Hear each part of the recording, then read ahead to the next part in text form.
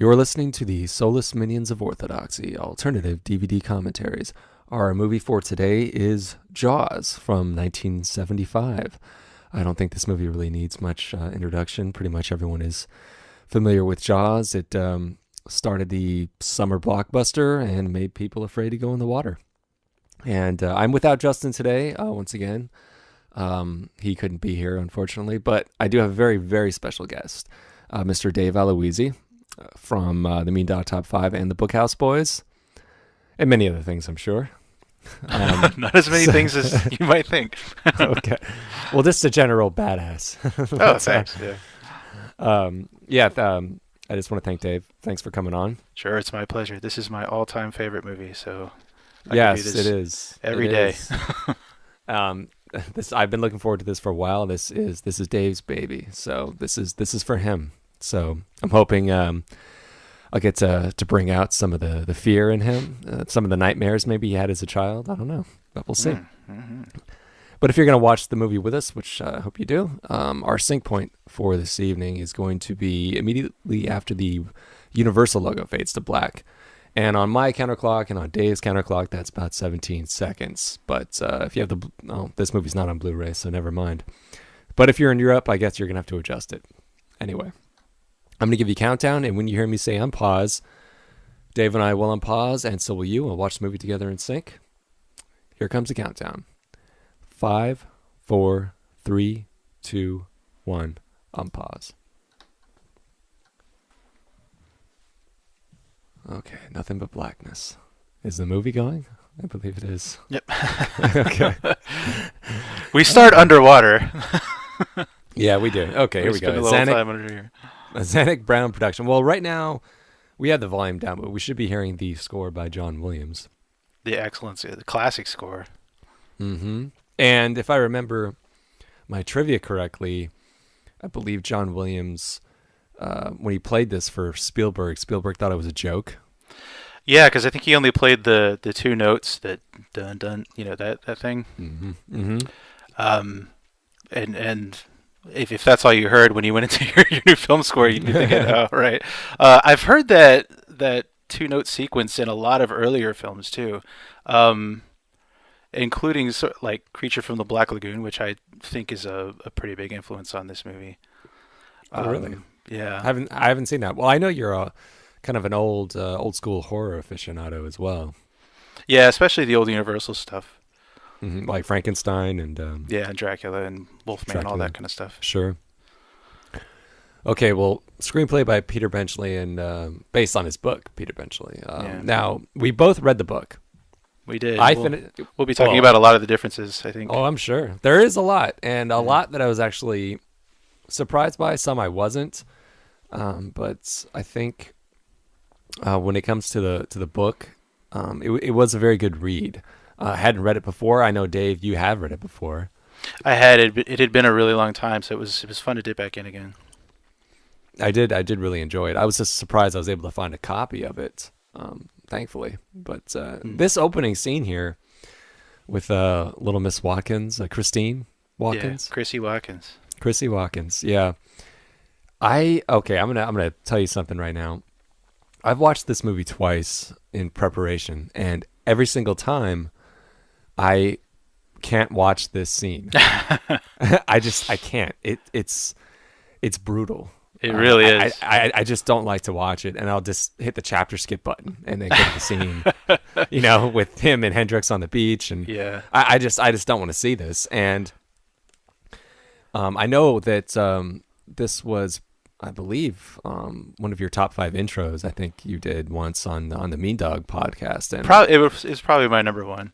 Yeah, I wouldn't be surprised at all. And yeah, I think it's maybe the best intro in all of movies, which is saying a lot, but I could say that without any kind of feeling like I'm going into hyperbole. Like, this is so tense, and I've seen this movie roughly 8,000 times, and it gets my heart racing every time. Well, yeah, me too. Like I said, I can't watch it. I mean, it's brutal, but it's so cruel the way she dies. I don't like to see that, especially when this is kind of an old horror cliche, whenever there's sex abound, someone's going to die, but still, she's looking very youthful and innocent and having a good time, and then all of a sudden, you see this image here. Oh, something's coming up at her. You're like, oh no. Yeah, that's part of it. It's really masterful direction that you don't see the shark, you see it from the shark's vantage point. As she's swimming around blissfully unaware, and then suddenly here we come upon her, and you just feel the tension building, and then of course with the score. Well, yeah, the score, of course, which is so simple. It's hard to believe that it became so iconic, but it just works so well. Now, this scene pretty much plays out kind of in the way the book does. Pretty much, it starts off this way. Yeah. I mean, you do get a little bit of back and forth between the two characters. Mm-hmm. Here, I don't think they talk at all. Not really. I think that they start in a sort of staying at a summer beach house instead of this beach party. Right. Yeah. You do get a little bit of a little bit more about this guy that passed out. A little bit more about her as a character, where she was staying, and this all comes kind of from the abridged nature of a movie when it's adapting a book. And I guess a lot of people would say in most cases that, oh, the book is better than the movie. Oh, it was a good movie, but the book was better. Now, is that the reverse in this case? I think it is. We didn't mention, or maybe you did, Carl Gottlieb as doing sort of part of the screenplay adaptation. Oh, no, his credit went by before I could read it. But with Benchley, and I think that he adds an awful lot and made sort of wise decisions as far as what was cut and what was changed between the book and the movie, because it wasn't all cut. Some things were very intentionally changed, and there was a lot more humor injected, which is interesting since Benchley comes from sort of a long line of humorists. Oh, he does. Yeah, like he's the grandson of Robert Benchley of the Algonquins. Okay. Now, the woman playing his wife, correct me if I'm wrong, isn't she married to a studio head or something or other? Am I remembering that wrong? That I don't know. Lorraine Gary. Okay. I'm actually not sure I've ever seen her outside of the Jaws franchise, but me neither. But I remember hearing something about that. Like she's married to some studio bigwig, and that more or less maybe have helped her get in the movie. I'm not sure. Maybe. But right here, we jump really quick in the movie to the point when he and Hendrix, I believe. I'm not very good with character names. Remember character names, but are on the beach looking for the body. But there was a lot that kind of went on a little bit beforehand before they get there. Mm-hmm. Yeah, Benchley fleshes out Hendrix more in the book a bit. It's sort of it's a mass market paperback book. I mean, let's be honest. Sure. It's a fun, quick read, but most of the extra characterization that is in here for the minor characters is extraneous. Yeah, you don't need it.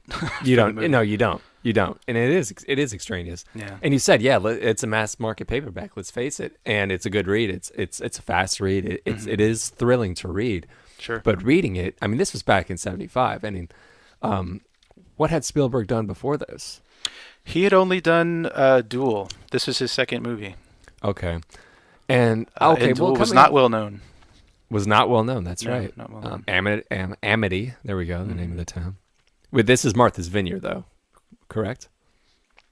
This is where they shot it. Oh, that I'm not sure of. I think I saw that in the making of earlier today. But what was I saying? Mass market. Hendrix. Mass market paperback. Mm-hmm.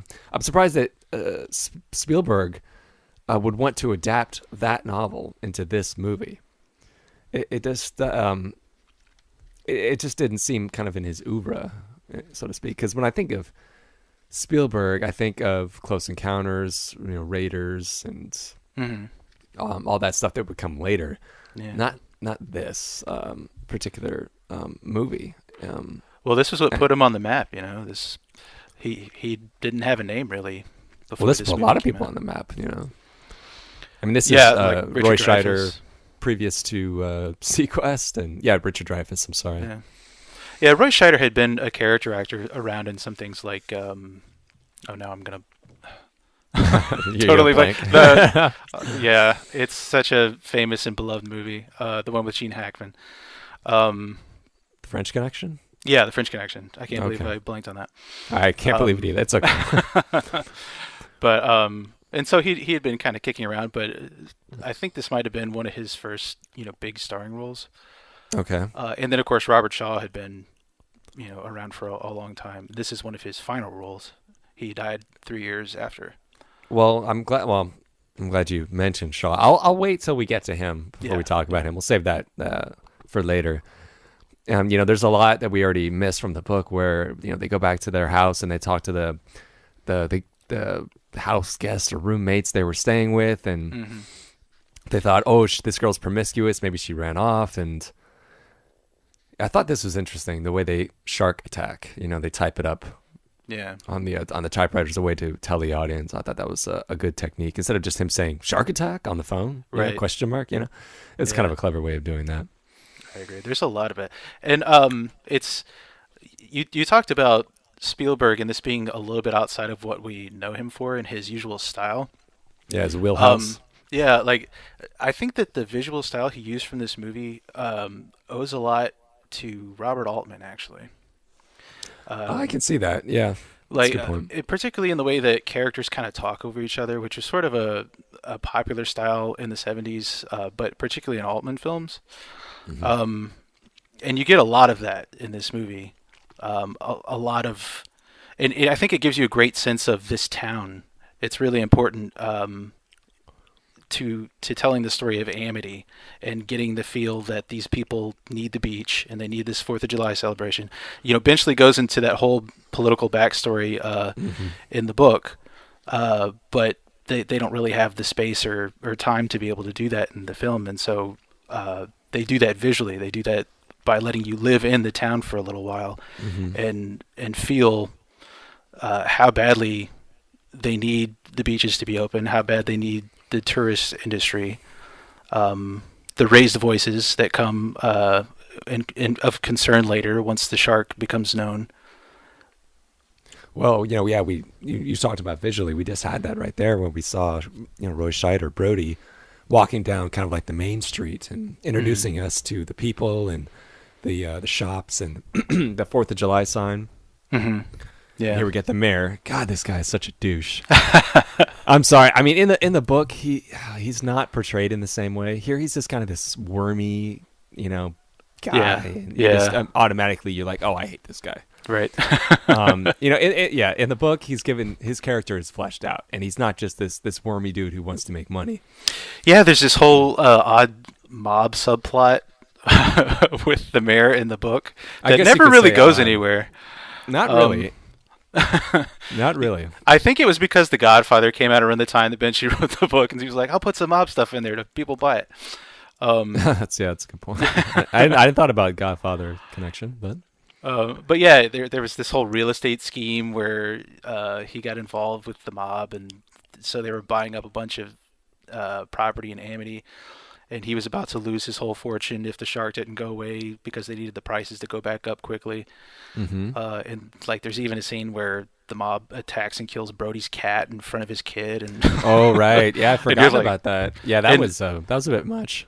Right, and then it just kind of fizzles out and never goes anywhere. The mayor pops up and says goodbye to Ellen Brody at some point and says, "See ya," and that's it. You never find out what really happened. No, it does kind of fizzle out. That's a good point. Well, I wouldn't say. I mean, I don't want to bash the subplot. It does up the tension in the story when you're reading it because there's so much at stake in regard to keeping the beaches open to make money. The town is dying. And that's spelled out much more dramatically in the book than in this movie. I mean, this in the movie, he's making it clear right now. We need those beaches open. It's important. We're a beach community. This is how we make our money. 4th of July, it's coming up. It's our biggest. It's Christmas for Amity. And in the book, it's made much more. This is very dire. These past couple of years have been rough. If we don't make it through this year, this town is going to die. And that puts a lot of pressure on Brody, much more so than in the movie. Yeah, it's sort of a more political motivation as opposed to a personal motivation. Before we come up to the second death here, I mentioned at the top that this is your baby. This is your favorite film, I would dare say, or close to it. Sure, I've not shy about saying it. Yeah, and I like it a lot too. I'm not in love with it like you are, but I mean, it's a great piece of work, and I'd like you to tell anybody out there listening, why has this movie affected you so much? Well, I was a beach kid. I grew up in Virginia Beach, in Virginia, about 20 minutes drive from the ocean, and we would go down there all the time. And it's sort of an East Coast beach in the same way that this one is, and it's just one of those things. The movie's always, I think because it's so well made, it's always kind of struck a chord with me. But when you spend half your summer in the ocean and then you get a horror movie about a sea monster that lives in the ocean that's real, then you kind of, it really sticks in your head. Maybe I saw it too young too. I don't know. Well, how old were you? I actually don't remember how old I was. I feel like I was maybe 8 or 9. Okay. Because you were. I'm not quite sure when your birth date is, but I know you were born after the movie came out. Yeah, correct? I was born 3 years after it came out. Okay, that's right. Yeah, I mean, I don't. I live in California, and I mean that's on the coast, but I was never a beach person. But this movie did scare the hell out of me too, and it would make me afraid to get in a pool. It does scare the hell out of you. And I remember from your podcast, you said, that movie freaked you out so bad you had trouble taking a bath. It's that psychologically damning. It's really any body of water. It is, particularly one where you can't see what's going on underneath you in the surface. I think that's where that tension lies. You think the shark's going to come up the drain or something, somehow, break the laws of physics and squeeze through. Yeah. This is a fairly bloody death here, surprisingly. This is bad. The blood spurting is... And the bravery to do it to a child. This kid's got to be, 7? Yeah. And isn't there a death that happened in between Watkins and this kid in the book? There's another one right after Alex Kittner in the book that isn't described, but Hendricks sees it and comes in and talks about seeing it, and he describes it fairly vividly, and that one's not included in the movie. So instead, they kill this dog here, Pipette. Oh right, yeah, Pippin. Yeah, Pipette. Oh, Pipette. My mistake. Yeah, he's gone. Right. And I know a lot of credit goes to Spielberg and all the the editors and whatnot for the fact that don't show the shark. It's become a popular saying. And here it comes. And just this blood spurt. Yeah, this is nasty. Hold on, here it comes. Ugh, gross. Hey. That's smart. That's gross. We got to talk about the Jaws shot. That was the Jaws shot. That that zoom in on Brody as the background seems to be fading out behind him. That's so cool. Yeah. And I did find out that the way that they did that is they pushed the camera in towards him while zooming out backwards.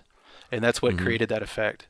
I've seen that technique in other films. Yeah. I remember there's a long shot in Goodfellas in a diner scene, if you recall, where they do that. It's but it does catch your eye when you see that happen, because it's odd. That's called the Jaws shot.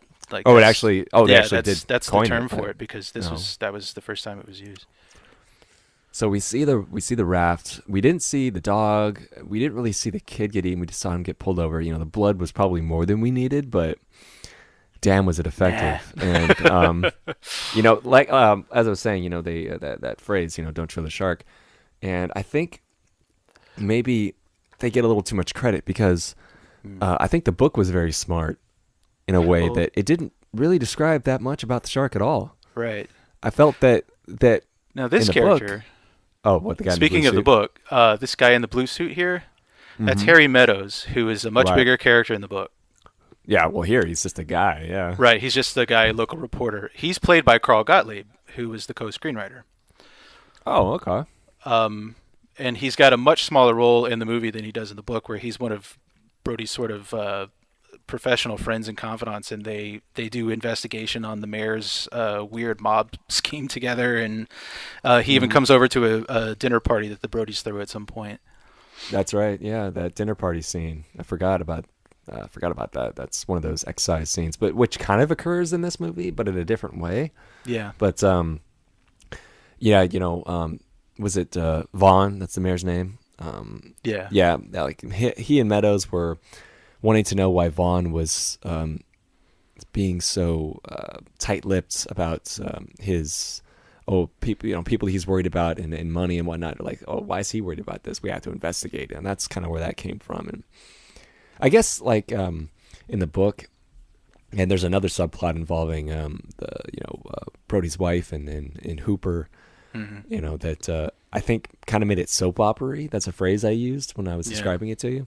It kind of felt that way, and I can see why that would not translate into a movie. I mean, you could. Right. But, yeah, it's sort of a lot of part two of the book. I don't even know if the shark is in part two of the book. There's a good third of the book where the shark's just not even in it because they're following all these other subplots with this weird affair that goes on between Ellen Brody and Matt Hooper.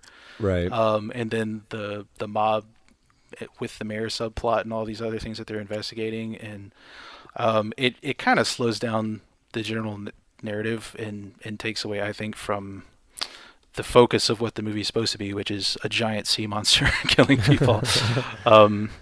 I wouldn't say, I guess the kind of the ghost of the shark, limbers around those areas in the book because they're always kind of talking about him. But yeah, I think they sort of, because they have the same general pacing as far as the three acts here, where there's a lot of action up front with the shark, and then in the middle there's not as much, and then at the end they're out on the sea hunting him. But the film seems to zoom in much more closely on the effect that the shark is just having on the town in general, and less on Brody's weird alcoholism problems and things. Those aren't bad, and it's interesting to read as part of the novel.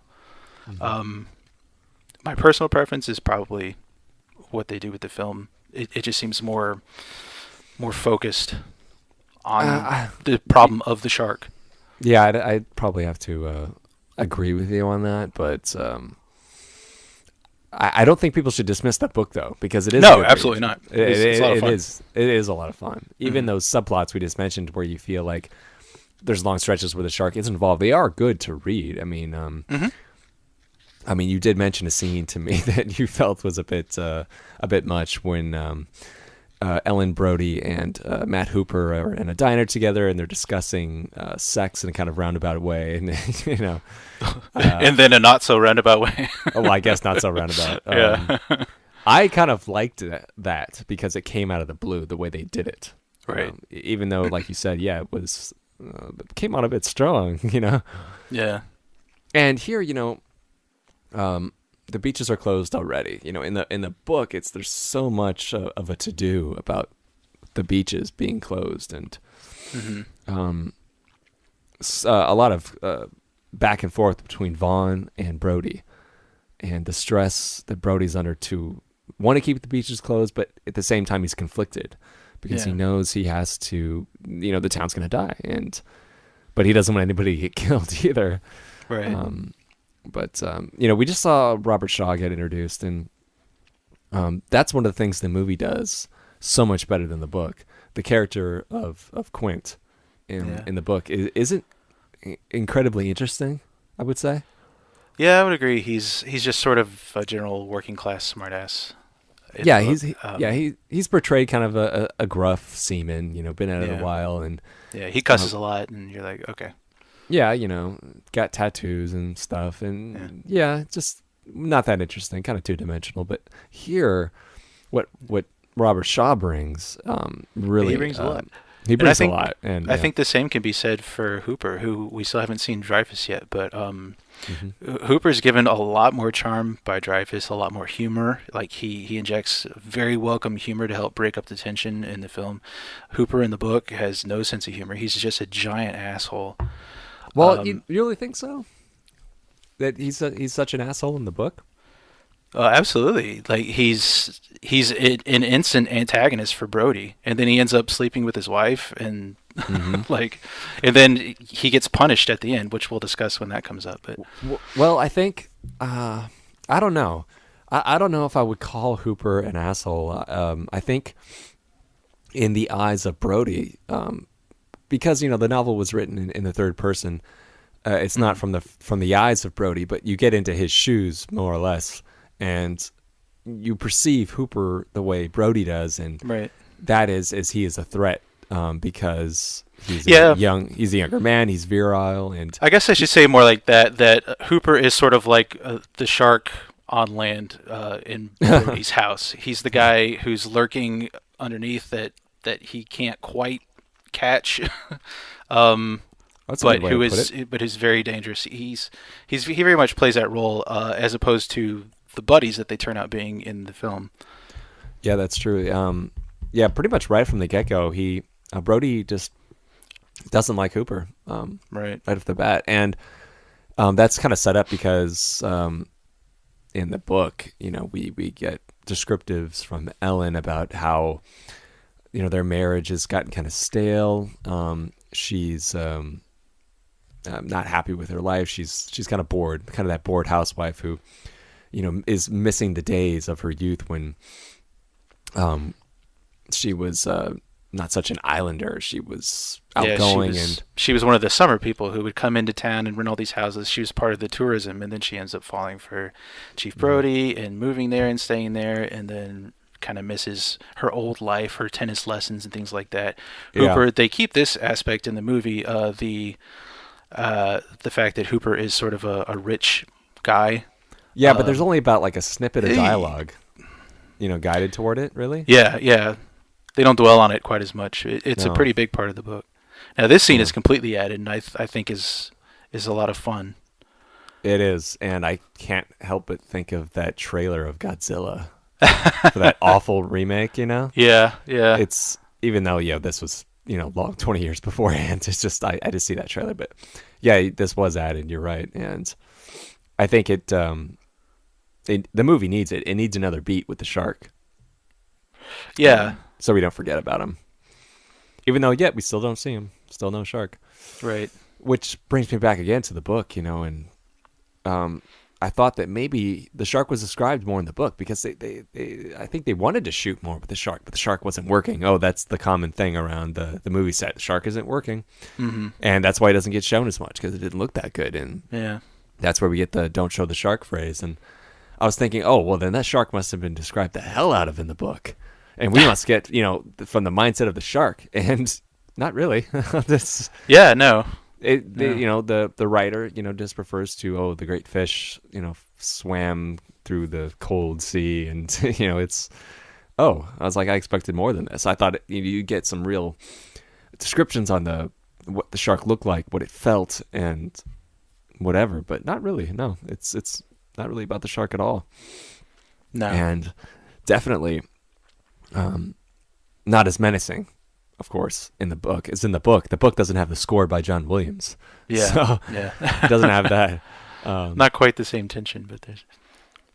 And, one of the things that I think the movie adds is kind of a Moby Dick kind of a theme, with Quint. Mm-hmm. That's very much part of the book too, particularly in the way that I didn't get that sense from the book. Particularly in the way that Quint dies. He dies very differently in the book than he does in the movie, but I guess we'll get to that. Well, it's kind of close the way he dies, sort of. Yeah. Well, we'll talk about it. Maybe I'm remembering it differently.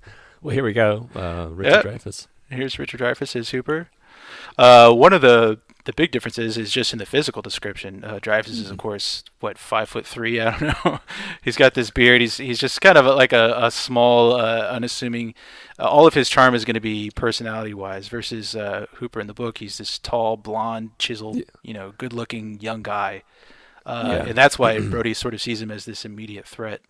Right. Mm-hmm. Yeah, he doesn't. He's not very assuming in this. I mean, Richard Dreyfuss isn't, but right. Yeah, he's very welcoming, and that's good. But yeah, in the book, he is much different. Yeah, I can see why that would be a threat to someone like Brody, who's like twice his age, and he's not coming from money like the character of Hooper is supposed to come from. Right. Now, if I remember right, Dick Dreyfuss turned this down initially. Oh, did he? Mm-hmm. And only apparently, he saw his acting in a movie that was about to come out before they started shooting this, and he thought his acting was so bad that he called Spielberg back and said, "Please let me be in Jaws." I'll take anything I can get. Basically, yeah, that's what it boiled down to. Well, I'm glad because he's great in this movie. Was the you said you grew up in Virginia Beach? Mm-hmm. Was it anything like it is here in Amity? No, it's well, I guess it was a few years later, but it's more touristy. It's less about people coming for rich people coming down to rent houses and things, so much as just strip mall after strip mall all down the pier, selling crappy souvenirs and saltwater taffy and things like that. We didn't get a ton of people coming to stay. It wasn't so much a community. In fact, when we wanted, my family wanted to go stay at a beach house, we never stayed in town. We would always drive 7 hours down to southern North Carolina, to a small island out that way. Just because you could rent better houses, and it was much more quiet. We had the sort of beaches that were like, tons of people all jammed together on the beach listening to the radio at top volume, littering everywhere. It was the water was always kind of gross and murky. Did you ever have any shark attacks reports or anything like that? Not when I was a kid, because Lord knows I never would have gone to the beach again. But I think there may have been some around that area after I moved. Here we go again, with this scene. But prior to that, we saw the way that Brody introduced himself to Hooper in that previous scene in the shack, and the way he greets him is very friendly. He's like, "Oh, we've been waiting for you. We called," and I remember in the book, I think somebody else called Hooper, and he was surprised, if I remember that correct. Brody was surprised that this guy showed up. Yeah. But Brody's much more involved in getting somebody else involved. I guess in the book, Brody felt it was kind of like someone was stepping over his authority, kind of a thing. Yeah, and also just that, it feels in the book more like a gut reaction that this is going to be, that's gross. His own personal, yeah. Spielberg is not afraid of a little bit of gore, which is fun. No, he's not. I mean, just look at Saving Private Ryan, the way that opens. Or even what he did later in Jurassic Park. Now, you mentioned not showing the shark and the fact that because the shark kept breaking down, that they didn't show it as much. Would you contrast that with something like Jurassic Park? If you imagine, even Spielberg again making this movie with the same actors when they had CGI, how different it might have been. That's interesting. I hadn't thought about that. I think it would have been a disaster. Honestly, well, maybe not. It depends on the way you look at it. I mean, I think they wouldn't have made all the same choices that they did that end up working so well for this movie. Well, I still think it would have been a good film, but it definitely would have been. Yeah. I don't think maybe it's iconic. But yeah, maybe not. I don't know. Well, my go-to for that is George Lucas and the original Star Wars films. He didn't have all the CG equipment and whatever to do what he wanted to do, what he eventually ended up doing, which was the prequels and then the retweaked re-releases of the originals, and you see what he wanted to do, and you're like, oh my god, thank God he didn't have the money or the Right. willpower back then. Because Right. look at what this movie would have been. It would have been a cartoon. Yeah. I mean, that scene in Jabba's palace that he redid with the singing band, is awful. It's terrible. You're like, this is what he wanted. I haven't seen like the re-releases or anything. Oh, that's right. You're not the world's biggest Star Wars fan. I forgot about that. No. But There's Quint coming to laugh at him. I love that. Yeah, he knows what's up. He's like, you think that did it?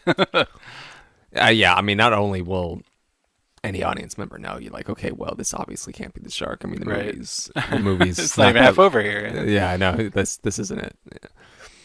And this part right here, yeah, Brody's very naive. I think much more so here in this moment than he would have been portrayed in the book. I think he was still a little bit more wary about there might be another shark, but here he's like, oh, we got it, this is it. There's no other sharks like this out there. And Right. Which they do make a good point. There's probably not. They are chumming for sharks. mm-hmm.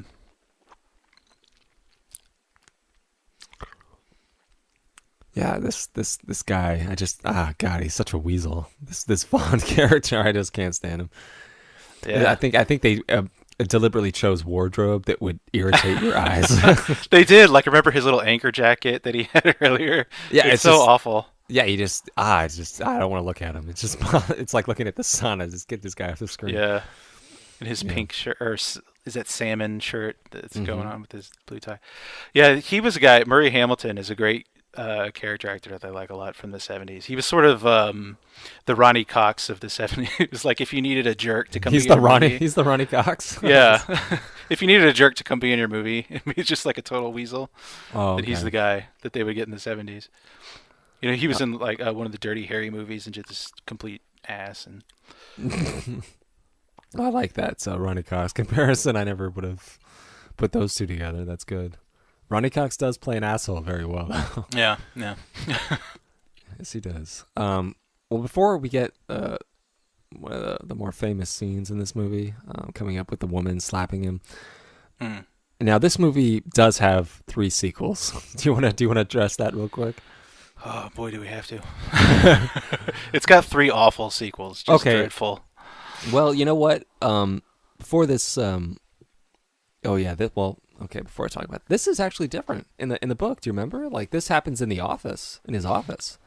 Yeah, and she gets quite a bit more hysterical. I kind of like the way that this actress plays it, where she doesn't go completely ape on it.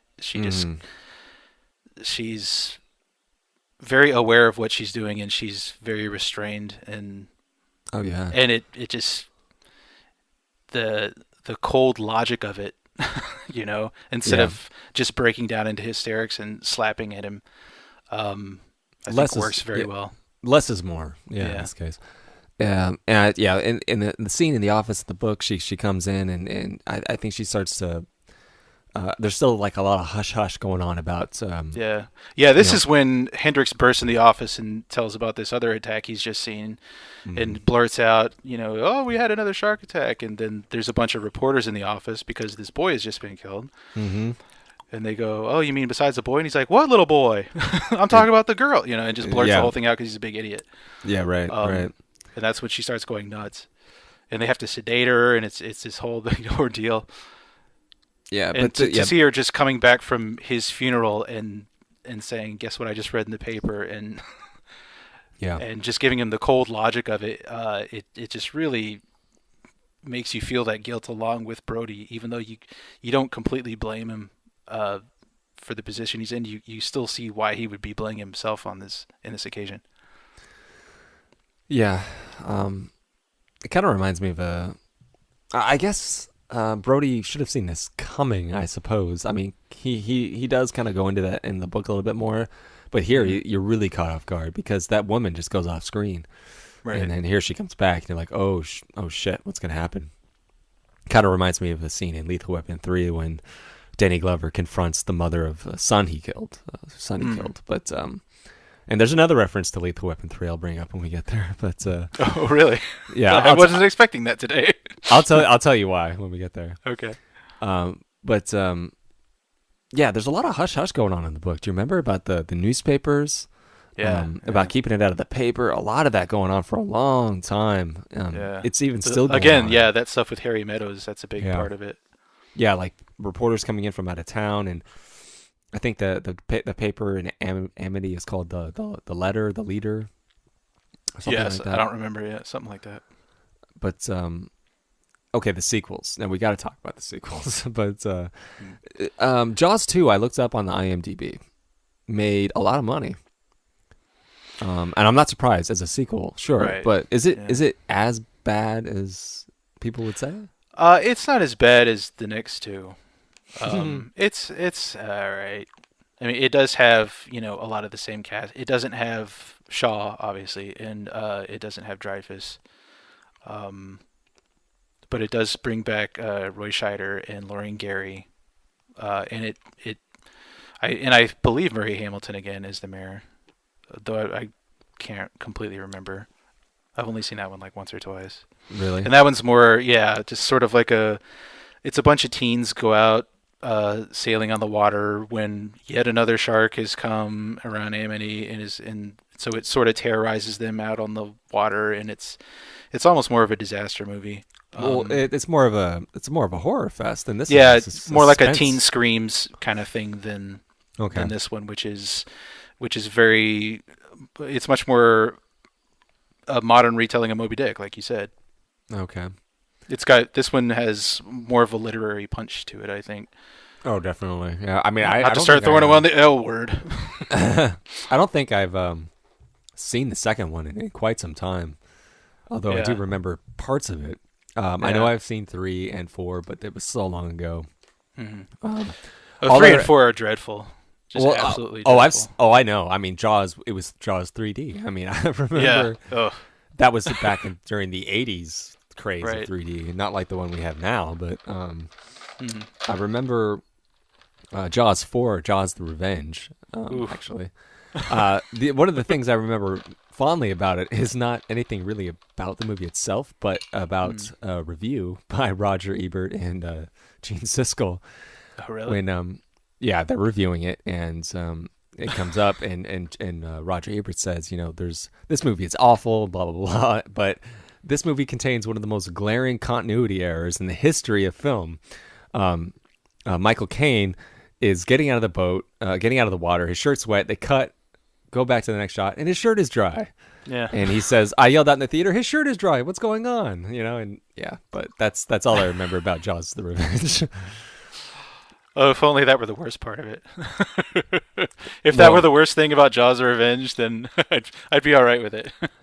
Well, I also remember somebody mentioning someone was interviewing Michael Caine, and they asked him about Jaws the Revenge and asked him if he remembered anything about it, and he said, "No, I don't, but I do remember the house that it bought, and it's quite lovely." Here we go. This is kind of the one nod to alcohol, really, and this also kind of replaces the dinner party scene. Yeah, and this is as close as we get to a relationship between Ellen Brody and Matt Hooper. I believe this is the only time they really meet. This is the only screen time they share. Yeah. Yeah. Yeah. Here, he's pounding down this red wine, and in the dinner party, when there's a lot of guests, Hooper being one of them, and Harry Meadows and his wife, and then they invite somebody over to be Hooper's date because Brody doesn't want him around his wife. Right. She turns out to be a lesbian. Right. I think her name's like Daisy Wicket. I think. Yeah. Right. And there's a lot of. She's a local pothead lesbian. Right. Yeah. So she keeps antagonizing him. Right. Brody's really not wanting to do this dinner party, but the dinner party was brought into the story by the Ellen character because she wants to, rejuvenate her life, and she wants to get back into that mode of youth. And well, she's looking for an excuse to bring Hooper over, really. Well, that too. That is right from the get-go. I mean, in the book. The second she sees him, she starts flirting with him, and I think they meet in like a shop or something like that. Right, and he's the younger brother of someone she used to date, and so they have that in common. And there's this whole backstory with them.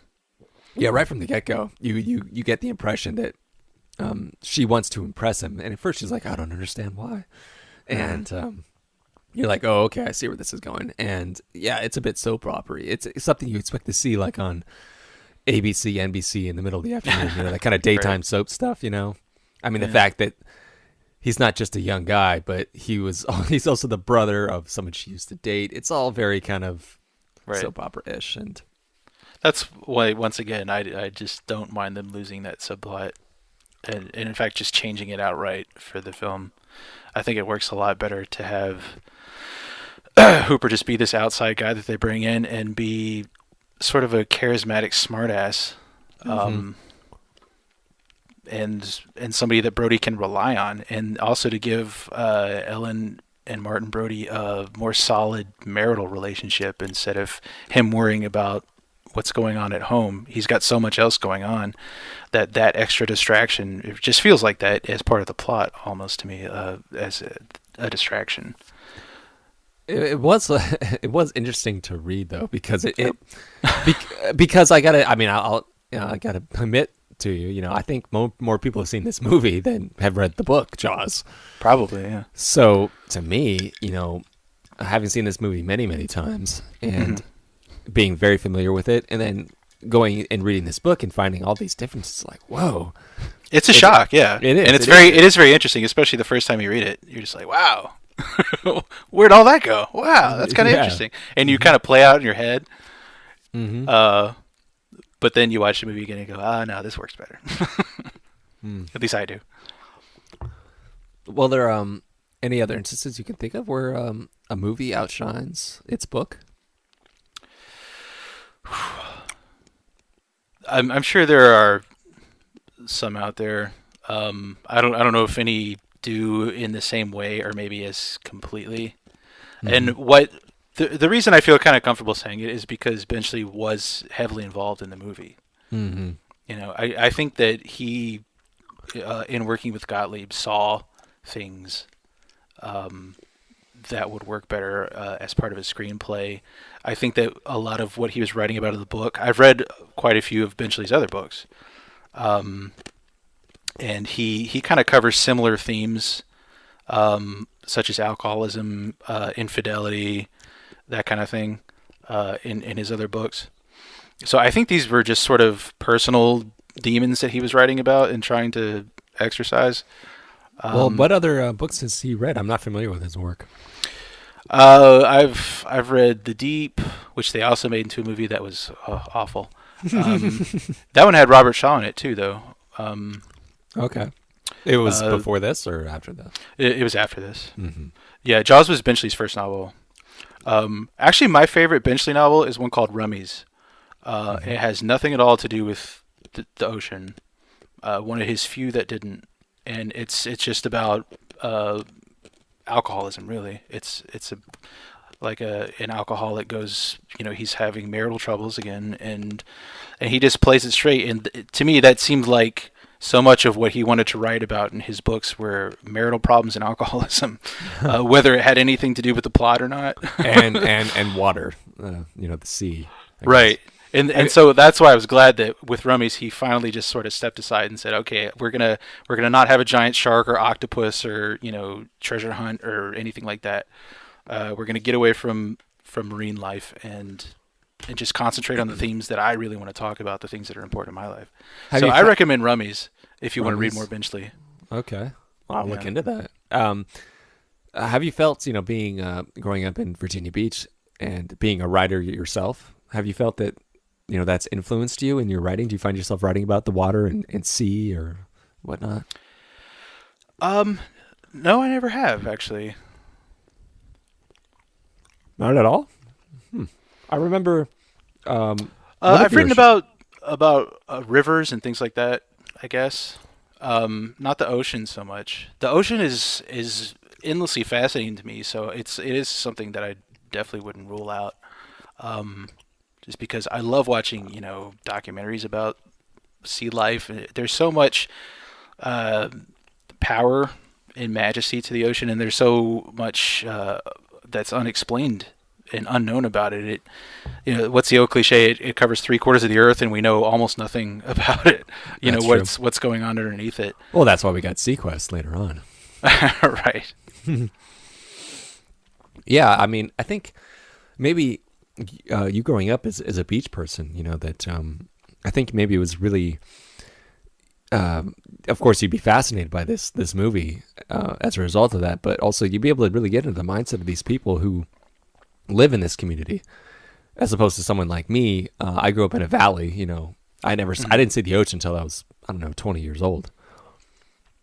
So I think it's much easier for you to kind of get into that. They get the character's mindset of living in a beach community, and yeah. And another part of that was seeing people come in from out of town, because my mother's side of the family lived in Louisville, Kentucky, and so they had never seen the ocean, so I got to see so many people's first reaction to the ocean as I was growing up, something that I kind of took for granted because it's just down the road. And got to see, how much it would just blow them away, to a man, when they would see, something that large and vast and powerful and touch it for the first. And to this day, every time anyone from my mom's family comes to visit, they insist on going to the beach, no matter what time of year. It could be May when the water is freezing. And I'm going, you've got to be out of your mind if you think I'm going anywhere near that water in May. And they're like, what, are you kidding me? Come on. We're here. We have to go. I probably haven't been to the beach in 15, 20 years. Here comes a scare moment. Oh, it's Ben Gardner. Yeah, wasn't this a reshoot, I think, wasn't it? Yeah, I feel like I heard that this was done in a swimming pool. Yeah. I think so. I think Spielberg said he needed another scare, and I think that's why they did this. Because in the book, they never find Ben Gardner's body, I don't think. Right. They find his boat, but that's not right. his body. Yeah, they go out. His radio is still going, but he's not there, or something they thought he turned his radio off. They find that he didn't, but they never find a body, nothing like that. But they just assume that he's dead. And then there's a whole thing where Brody calls his wife and. Right. Mm-hmm. Yeah, that's. Yeah. I think you get the point across when he finds that giant tooth about the size of a human fist. Yeah, that was one big tooth there, and a head pops out at him. It's just another big kind of a book. Return to the Anchor Jacket. I know. God, isn't he just? He's wearing these most annoying clothes. Mm-hmm. Everything he's wearing is clashing. Nothing really goes with itself. It's weird. The tooth. Actually, that's something he gives. Hooper gives Ellen. He gives her like a tooth ornament necklace of some kind. Yeah, that he had that he uses a lucky charm. And right. He gives it to Ellen at the dinner party. Which doesn't save him. Oops! Spoiler: Hooper's gonna die in the book. That's a different tooth later. Mm-hmm. You think? I also love that Hooper just argues with. Well, it's an interesting thing that Hooper annoys everybody in the movie except for Brody, almost. Whereas he only annoys Brody in the book. That's true. Well, in this movie, yeah. Hooper. He gets into a screaming argument with almost everybody else. That's right. Yeah, you're right. Yeah, Hooper's pretty much the only person that will stand by Brody's decision. Mm-hmm. And of course, in the book, it's antagonistic. They don't like each other at all. And there's that suspicion: is he sleeping with my wife? And it's hard when you see a movie and then you go back and you see the book it was based on, because all you see are the actors who played. Yeah. The characters in the movie. You read how they're described in the book, but all I could see was Richard Dreyfuss. All I could see was Roy Scheider, Sure. And when in that scene in the book when Ellen and Hooper are having sex in a motel room, all I see is him pumping on Richard Dreyfuss pumping on her.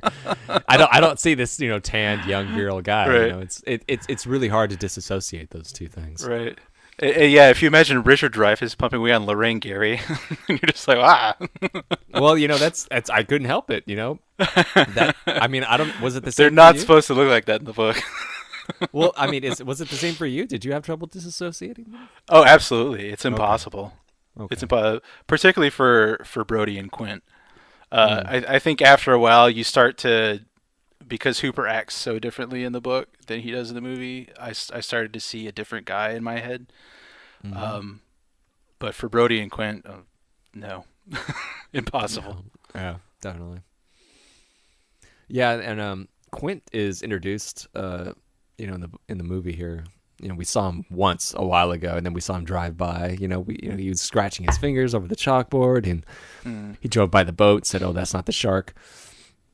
With this picture that he drove by. But in the book, he's not really given much of an introduction. He's just kind of given this brief little passage. We cut to this. We don't know who he is. The book cuts to, there's this guy at sea, and they're talking about the shark, and he's like, they're never gonna catch him. Arr, right. Sharks, sharks in the water. They don't go in the water. He's just, and that's it. And we don't hear from him for a while until near the end when the stakes get so high that Brody has to talk the townsman, the selectman or whatever, to let me hire this dude to catch the shark because it's getting out of hand. Yeah. And I think it was wise to bring him in this way to kind of tease you with him. With that, he almost comes off as, he comes off, mercenary, as a vagabond, but mysterious. He's much more mysterious. And as I said, Quint is brought to life so much more in the screenplay for this, and so much by Robert Shaw. As I heard, Robert Shaw was actually drunk during some of it. Did I remember that right? Probably. By all accounts, he was something of an alcoholic. Well, the famous scene we're going to come up on where they're, drinking down in the boat, talking about their scars, I heard he was actually really pounding down some alcohol, and they had to shut down production because he was wasted or something like that. Though he's, interestingly, Shaw is giving a writing credit on this movie. For that Indianapolis speech? For the Indianapolis scene, because he improvised some of that. And that's not in the book. Well, this is the writer, isn't it? This is Peter Benchley. Yeah. I heard that he was actually very nervous, having to do this. He's like, oh my God, my book's come to life. Look at all these people here because of my book. And if I was a writer and this was my first novel and they're making it into, I would be nervous too. Right. It was a big hit as a novel, and they made this, like you said earlier, almost indisputably the first summer blockbuster. Well, it was. It was a huge amount of money going into the movie, and then it made 1,000 times that. I think it just made ridiculous money after that. They realized that the stakes were high going in, and it was a really trouble-filled shoot. Everybody, I think, that I've heard talk about being in the movie hated being in the movie so much because the shark was always breaking. They were on the water half the time. There was so many problems with the shoot. It's really a miracle that it turned out even halfway decent, much less to be the film that it became. Yeah, we haven't even talked about the production woes this movie had and what a disaster it almost was. It's like Star Wars. It's like A New Hope, almost was a disaster and went on to become iconic. And look at this. God, what a weasel this Vaughn is. Right. He's encouraging people to go swim. Even though he knows there's a man-eating giant shark out there. Right. And look at him. He's smiling with his anchor suit jacket on. You're like, God damn, this guy. What an asshole. Especially since they're already on the beach. They're already spending money. They're already there, And he's just like, okay, now somebody go get eaten. Exactly, yeah. Another small difference between the book and the movie is that the Brodys only have 2 children in the movie. They have 3 in the book. And you don't really get to know any of them in the book. But they've got one older kid, and I think they're one of them, and Sean is still the youngest kid, but then I think the oldest is named Martin Jr., and then there's another one, but he's not named Michael like in the movie, but I don't remember the other one's name. None of them are really developed or have much time in the book. Not at all, no. I think the most we get out of them is just a little bit interplay with the parents, and then at the dinner party. That's about it. We don't get much. Yeah. So they actually have a little bit more time in the movie, and they become, as far as the Jaws franchise goes, pretty important in the later Awful films. Yeah, speaking of the later awful films, what is the plot for the second one? I mean, is it another shark? What's going on? I mean, it's another shark, obviously, but Yeah, yeah. It's just another shark shows up. that's it. There's no Amity. reason. Yeah. No, not Well, really.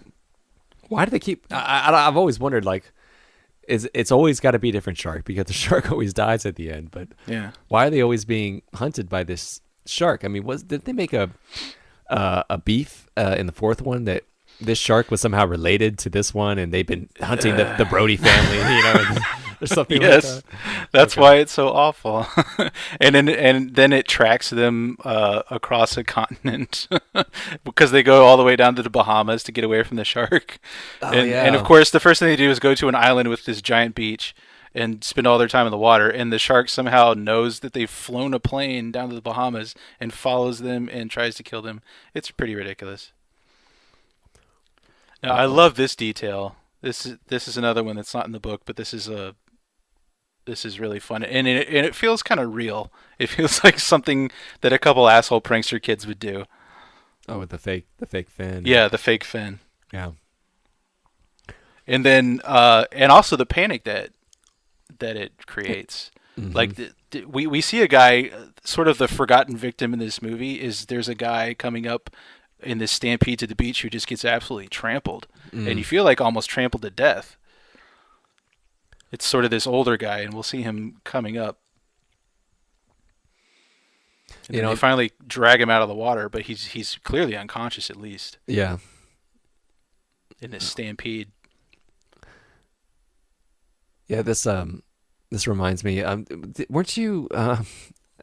Correct me if I'm wrong. Maybe I'm remembering this wrong. But weren't you at the beach when you were young and you saw a fin and you freaked out or something like that? I remember hearing. I story. did. Yeah, from your podcast. When did I tell you that? You didn't tell me. It was on your podcast. You Oh, really? You and your friend Randy Oh, were. so yeah, here's we're the guy talking- getting trampled. Yeah. It's absolutely. Ugh. Yeah. It was some porpoises. Yeah, right. It was just like And- you started to freak out because of Jaws. Yeah. Like you saw Sure. what yeah. looked like a fin or something like that. And Yeah, we went out slightly farther than we were used to going. We had a raft, and closer than you would normally see porpoises, because there are a lot of porpoises down in Virginia Beach area that you can see from the beach. They come in that close, but we got out far enough where they were about 10 feet away, and there were 4 or 5 of them, with their little, and they've got much smaller and curved fins. That popped up in front of us, and it should have been a clue that there were 4 or 5 of them hanging out together, because sharks aren't terribly social. But I was 10 and had seen Jaws many, many times, so I was pretty freaked out. I'm surprised you could go in the water at that age. Like I said, I was 20 when I saw the ocean for the first time, and I couldn't even go in the water, and I was 20 years old, and I just couldn't do it because I seen Jaws, and plus the Yeah. water was cold as all hell. But Yeah. and you were 10 and you got in the water, so my hat's off to you. But okay, here we got a tease. Oh, here's the real shark. Yeah, here's where you finally get a little glimpse of the shark and how giant it is. Just that, and Quint talks later, or I think it's either Quint or Hooper talks later when they're on the boat, how you determine the length of a shark, which is you measure between the fin and the tail, and that's how you get an idea. Now this guy, I think, was a stunt coordinator. Yeah. And he's been involved in a bunch of different stuff. Here we get to see the Oh, shark. and now we finally kind of see it under the water. Oh no! Just a little bit, yeah. And this is actually the scene was cut a little bit. I saw that in the behind the scenes. Ooh, yeah, there we go. Oh! And And then the leg. that's okay. We've seen a severed arm and a severed leg, and the blood bubbling up. It's just God, it's so gross. It's awful. And just a shot like that, zooming past the kid, it's terrifying. Yeah. But Absolutely. the scene was cut down a little bit. Like apparently, that guy was supposed to be carrying the boy in his arms for a little while the shark was dragging him through the water before he got pulled down. Really? But they said that well, Spielberg said that it was too gruesome. Probably, yeah. I think it's horrible enough to watch somebody just get destroyed like that in front of you, and then to have the shark come straight at you and kind of veer away just as an act of chance. I think they did that shot intentionally right there. Yeah, where they didn't show his legs because he wondered maybe it was one of his. You know what I mean? Like, did part of him get eaten? And they held off on the lower part of his body. The camera did, I think, intentionally. You think that was a pretty hairy man leg? Well, I mean, I know there was a man leg we saw, in the water, but I thought that we weren't sure yet if he had been touched by the shark, if the shark had bitten him, or so. I think the camera was deliberately holding off on the lower part of his body, just to bring up the fright just for a little bit longer. Yeah. Now that whole scene was also added. That was not in the book. And not the victim in particular, but I think what's important there is that it's one of Brody's kids here, and the effect that it has on him and the shock that he goes into, because this is when it becomes personal. Yeah. This is when Brody really, I mean, it was already something that he was very concerned about and was feeling guilty over, but now this is like, this is when it becomes like primal and personal, and you can see him. And here's another thing that we haven't really talked about, is the difference between Brody's backstory. In the book, he grew up on the island. That's right. He did have an aversion to water, but he was very much part of that island community, and that's how he came to be the police chief. In the movie, he's this New York cop who I guess gets recruited. He's John to be McClane. Yeah. No, he gets recruited to be the police chief in this small town. I guess that's sort of like, when they grab the offensive coordinator out of USC and get him to be the head coach at Richmond or something, Right. Or maybe there's something weird in his past, and that's why he's so conscious of the politics of the town. Who knows? They don't really go into it. But this is, they talk about how he's afraid of the water. He mentions earlier that he doesn't like drowning. He won't get out of his car when he's on the ferry even, and yet he's got to agree to go on this boat and hunt this shark, in the last third of the movie. And so you have to give him sufficient cause. And I think that scene with his son almost being destroyed by the shark is what does that. At least in the movie, anyway. Yeah. I guess in the book it's more or less kind of just relegated to, well, who else is going to do it, kind of a thing, I guess. Right. Yeah, he more just feels the call of duty in the book, and like he has to. He's not nearly as terrified of the water in the book. Oh, no. He's sort of nervous about it, but he grew up on the island. He's used to it. Yeah, here we go. Robert Shaw coming back. I love this set with all the shark jaws and everything. And it is a weird name, don't you think? Jaws. I mean, yeah. I think one of them joked, "What's the sequel going to be called? Teeth?" I mean, it is kind of a silly title when you think about it. Jaws. Right. It's just okay. I agree, and it's also funny, sort of how that's become the shark's name. you just when you're referring to the shark, you just kind of, and then Jaws did this, and then Jaws did that. It's like, Frankenstein's monster. Right. Sort of thing. Right. Yeah, it's just the monster became Frankenstein, Right. Just, what are you going to call him? In the absence of a name, he just becomes Jaws. Mm-hmm. I really like, I'm not really familiar with Robert Shaw and his work. I don't think I've ever seen him in anything else, but... Oh, really? I don't think so, no, unfortunately. Yeah, he was in he's a British actor. So he did quite a few things, sort of more on that side of the pond, I think, before this. But he was in a bunch of stuff, particularly in the 70s. I'm going to blank on all of it right now. I understand. It's okay. But, he was in the original taking of Pelham 123. Chicken Night and Turkey? Isn't that from that movie? No?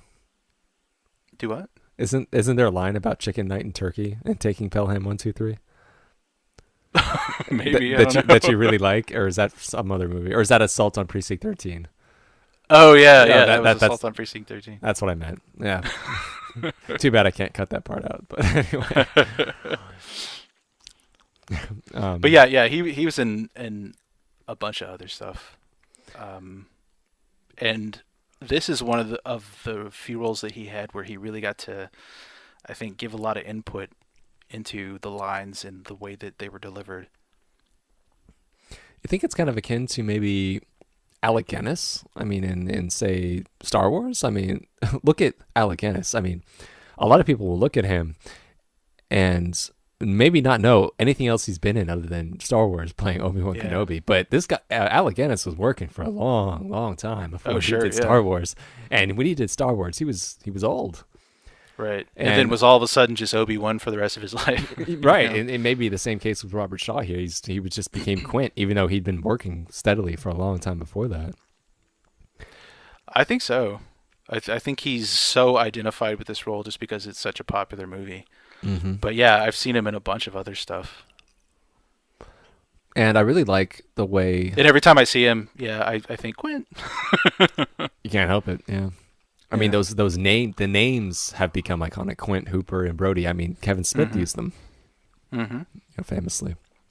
But I really like the Moby Dick feel that the movie brought. That I don't feel that the book had as much in regard to Quint. I mean, Quint has that tortured kind of past. I felt more or less in the movie that he did in the book, especially when he's talking about the Indianapolis story. Yeah. And that is an extra dimension to it. I'm thinking more of the death scene that I think is more similar to Moby Dick. But once again, we'll cover that when we get there. Yeah, sharks in the water, famous line. Yeah, sharks in the water. You go in the water. Our shark. And I mean, when you think about it, it's not really that great of a line. It's all in the delivery, I guess. It's absolutely. And then he starts singing the song "Farewell and Adieu." Mm-hmm. And then, of course, the shitty look on Hooper's face here. Right. All right. Now, this is one of my favorite male bonding relationships. Really? The trio between these three guys, but particularly between Hooper and Quint, because they start out almost as antagonistic as Brody and Hooper in the book. Yeah. Like they are instantly, Quint is very much that working class hero. He's got no time for Hooper and his fancy technology and all the things he thinks he knows about fishing. This is a guy who's worked with his hands all his life, and Hooper doesn't have any patience for Quint's attitude. He thinks, I've got all this cool stuff that can help us do our job, and I think it's going to work, and I don't need you telling me I'm a spoiled rich kid because I have just as much experience as you do. And they very slowly and gradually, they never quite become friends, but I think they come to respect each other throughout the course of it. Yeah, definitely. Mm-hmm. Especially during the the drunken scene in the middle of the night on the boat. Yeah. Yeah. Is this the last time we see Ellen? I think so, and she's running away because she hears a dirty limerick from Quint. Not a bad record for this vicinity. Yeah, I wonder if she has been in anything else. I don't recall. She has been in Jaws 2 and Jaws 4. I know that. What happened with 3? What was the... How come nobody showed up for that one? Oh... I know we had Dennis Quaid and...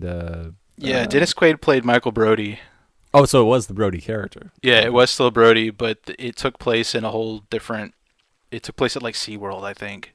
Yeah, I remember down that in Florida. Oh, it was awful. It was removed from Anity. Yeah. It had made no sense. It had, Leah Thompson in it and Lou something from Iron Eagle. I can't remember. I've gone blank. Lou Gossett? Lou Gossett Jr. There you go.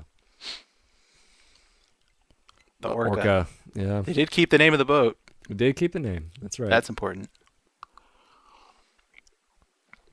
Yeah, a lot more chumming going on in the book. But I can imagine it probably smells quite bad. Mm-hmm. Yeah, a lot of the things in the book, that I felt were maybe a bit too descriptive were a lot of the things about the boat. And a lot of things I kind of just glaze over when I read, and in terms of like what things look like, and it was a lot of like fisherman talk and well, this is good, this moment here. Yeah. Once again, a great male bonding moment. Hooper's like got to prove himself, and then weenie. This is like an improv moment almost, isn't it? Like, I don't think they plan to do that. Here we get the setup for the canisters. Yeah. And for the ending that we're going to get that the book does not have. No. We'll get to that, but much better ending in the film. Oh, definitely. Yeah, in the book I'm like, that's it? Oh, okay. Right. Yeah. Now, it's funny. As many times as I've seen this movie, I'm not really a clock watcher when it comes to movies, and I've never paid attention to the fact that we've still got about an hour left in this movie. Them on the boat is more. It's clearly delineated as the last third of the book. It's very much the third act, and it's more the latter half of the movie is carried by these three actors. Yeah, you know what? You're absolutely right. It is very much more in town in the book, and then finally in the book they get to the part of the boat. And years ago I went back and I watched Jaws, and I hadn't seen it in a really long time. So I had memories of it, of course, and all my memories were of these three guys at sea. Yeah. And when I was watching it, like you said, for like the first hour, I'm like, are they ever going to get on the boat?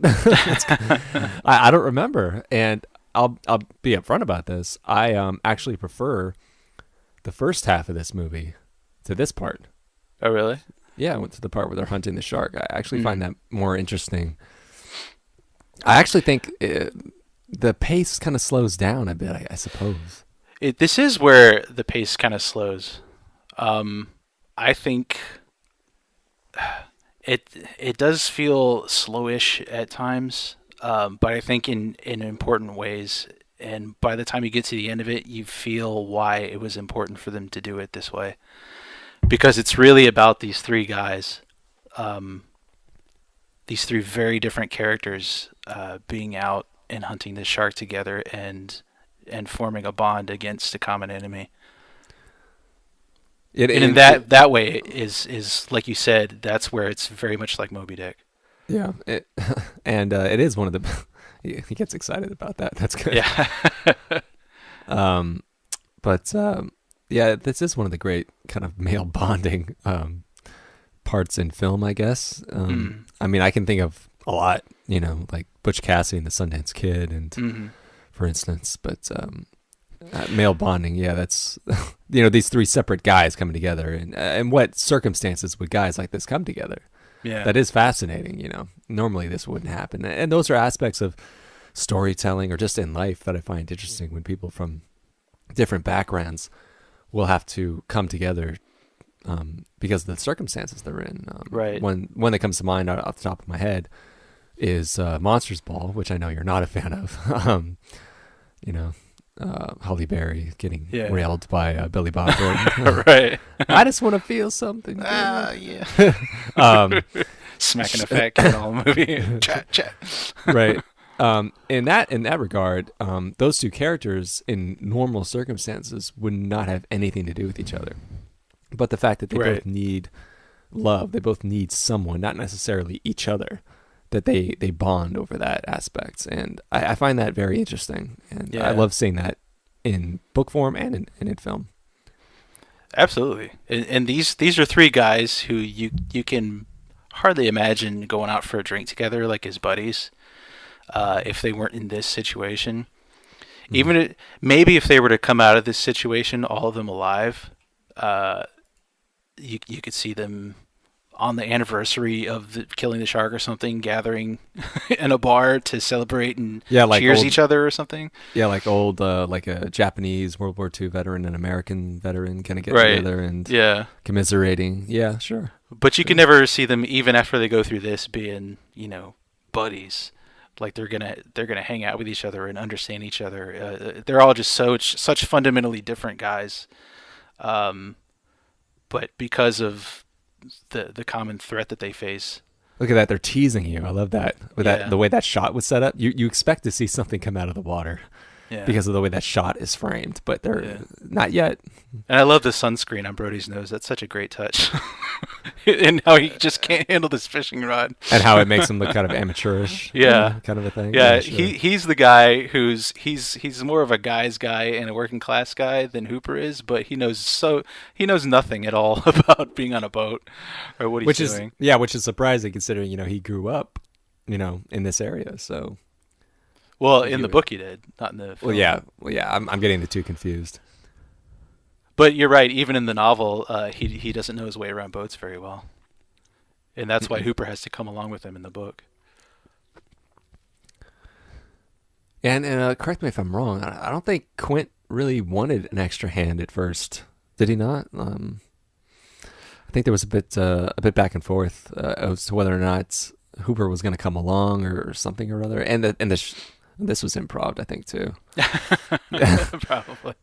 I think, and we already saw the shark cage get loaded up onto the boat, and that doesn't happen until like the second time they go back on the boat. I think. That's an interesting thing to talk about. Is that they set it up a little differently in the film. In the book, Quint is hired by the day, and so they return every night, and they're not. Whereas in the movie, they just live on this boat for the rest of the film until they kill the shark. That's right, yeah. And I think that's really important in kind of disconnecting you from the land, because that's one of the things Spielberg mentions. It's like, I don't want to see any part of the coast. I want these people to be completely isolated and surrounded by water. I don't want you to feel like there's safety close by. Because in the book, they describe that where the land is far away, but you could still see it. You could still see parts of like the lighthouse, and it's a blur, but it's still there. Yeah. Here you're like, oh, Brody goes home to Ellen at the end of the day a couple times. Yeah, he does. Yeah. So it does break up the shark hunt, but here, we're on this boat till the end of the movie. And you just sort of feel stranded at sea, hunting this thing, and you get the sense that it can't end until either they or the shark is dead. Yeah, either or. Yeah, that's right. Yeah, I've never been on a boat, and I've never done one of the most famous scenes in all of film, and one of the best is right here. Oh yeah, Brody chumming and the shark finally making its on-screen debut. Yeah, popping out of the water. Yeah, like I said, they teased you with that shot where they had it framed, and you expected to see something pop up, but here you're relaxed because he's joking around, but. Right, he's joking around, and then finally, oh, jeez! And then he whips up, which I think anyone would do. And here backs in and delivers the most famous line of the movie. Mm-hmm. Yeah, I think Benchley or the other screenwriter commented on that. He's like, yeah, give credit to Scheider. I think we're going to need a bigger boat.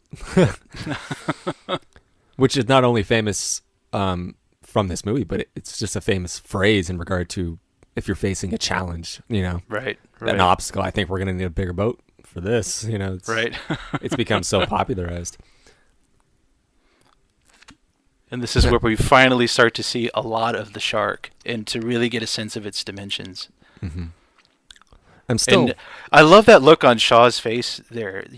Once again, to see Brody have that look on his face, you might expect that, but to see Hooper here and Shaw marveling at the size of this beast, I think that's a great touch that they bring to it. Yeah, they're terrified, and yet they're in awe of this awesome spectacle of nature in front of them. Right. I mean, I would be too. I mean, you could. I mean, we saw Quint's house or his shack earlier, where he had all those shark jaws all over the walls. He's not a novice. He's killed a lot of sharks in his day. But that first look on his face when he gets his first real glimpse of it, the wonder and terror. Yeah, you're like, well, mixed on his face, where he's like, "Holy moly!" And yeah, you really get a sense like, if he's feeling scared, holy shit, then we're right. in trouble. Right. You feel like, okay, so this is not your average shark. Even this is like a giant monster. And it is really played up that way is this kind of otherworldly creature because it's acting so odd. I love this where he's trying to convince him to go to the end of the boat for a scale, and he's like, "What? Yeah, you're out of your damn mind." Yeah. It does make you think. I don't know if the book made me think so much about it as the movie does. The fact that this shark seems so rare and special in a way, almost intelligent, but Quint keeps saying in the book, "Oh, it's just a dumb fish. It's a dumb fish. It goes off of instinct. It's a big garbage truck. They'll eat anything." But they do, you get this shark that's acting so odd and seems to be taking it so personally, Yeah. And he actually makes a point of saying something in the film where he says he's either very smart or very dumb. Right. So they bring up that question of the fish's intelligence and its intentions briefly in the movie. In the book, they make a very big point of the fact that the fish seems to be aware that it is hunting them. That is a very Moby Dickish quality of the book. Oh yeah. Where they're as much hunting the fish as it is hunting them. And very much more played up in the sequels where, the shark is being kind of personally attacking everybody, for his own shits and giggles. They take it to sort of a ridiculous degree. Well, yeah, they really exploited it to the extreme, Yeah. Well, they took a good concept and unfortunately they ran it into the ground. Kind of, some might say the way they did at Jurassic Park, I guess. Another famous movie based off of a book, Yeah. Although its sequels fared far better than the sequels to this movie. Yeah, boy, Jaws has got maybe the worst sequels of any movie franchise of all time. It does, doesn't it? Particularly compared to the original. The original is such a classic, and all the movies that came after it are so bad. Yeah, and how often in Hollywood does that happen, where you have a sequel that's better than the original? What, Godfather 2, Empire Strikes Back?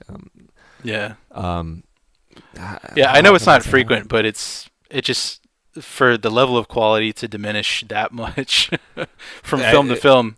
Yeah, it was shocking. And I know, looking up on the IMDb, the director of Jaws 2 is a guy named Gino Schwartz. He's directed such films as Santa Claus the Movie with David Huddleston and Dudley Moore, and Supergirl the movie. Yeah. So that's his. You get an idea of his pedigree, Right. So you can see why. Oh, Spielberg to Gino Schwartz. Yeah. Right. You're gonna. And that's the best of the Jaws sequels, by far. Yeah, I don't know who did 3 and 4, but oh gosh, they're probably directing TV commercials if anything by now. Great shot here. Oh yeah. Just Quint standing alone earlier in the daytime, standing up on that. I forget what it's called. Is it like the gun whale, or I forget what that little extension of the boat is called. Oh yeah, they name it in the book, and I've forgotten it now. Yeah, like I mentioned, there's a lot of techno talk about the boat and whatnot, and stuff I kind of would just glaze over because it's really not all that important to the story. Be honest, did you glaze over some of that just because you already had the image of the orca from the film in your mind and we're like, yeah, I know what it looks like? Yeah, pretty much. Yeah, because pretty much. If I hadn't seen this movie, reading the book, I would have paid more attention. But since I knew what they were doing because I'd seen the movie, I didn't feel necessary to really pay attention to those details. Yeah. About, the rope they were using and the fishing lines and strapping themselves into the seats, and I'm like, yeah, I know they do this. It's in the movie. It's right. Get to the point. Well, this is the Lethal Weapon 3 reference I was going to bring up.